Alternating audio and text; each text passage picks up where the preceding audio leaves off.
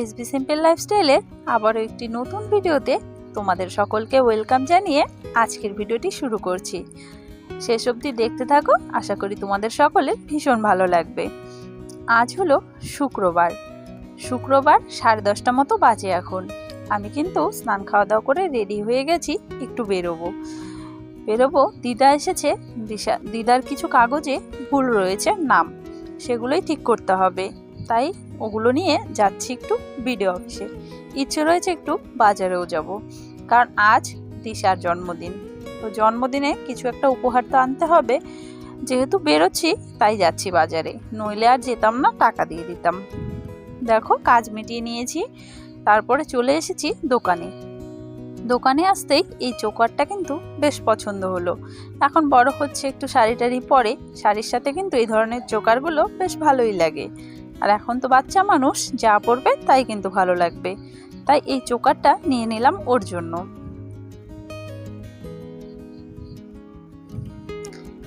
এখন চলে যাচ্ছি বাড়ির দিকে যাওয়ার পরে বাড়িতে কিছু কাজ রয়েছে, তারপরে চলে যাব দিশাদের বাড়িতে এসে আর বাড়ির কাজ কিছু করা হয়নি। বাড়িতে আসতেই ডাক দিচ্ছে, তাড়াতাড়ি চলে এসো। এসে পড়েছি সবজি কাটার জন্য।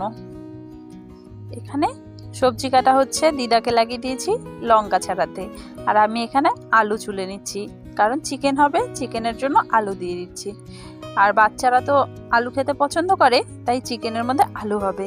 আর এদিকে রান্নাবান্নার পর্বও কিন্তু শুরু হয়ে গেছে, ডাল নেমে গেছে, ভাত নেমে গেছে। এইদিকে আমি করব বাঁধাকপির ঘন্ট মাছের মাথা দিয়ে, তাই মাছের মাথাগুলো ভেজে নিচ্ছি। এদিকে পাঁপড়টাও ভেজে নামিয়ে নিয়েছি, আর সমস্ত কিন্তু বাটা মশলাই হচ্ছে।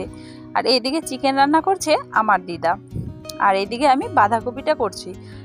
ঘরে উনুনে দুটো বসিয়ে দেওয়া হয়েছে, কারণ বাচ্চা কাচ্চারা এত খাবে, বেশি রাত হয়ে গেলে ওরা আবার ঘুমিয়ে পড়বে।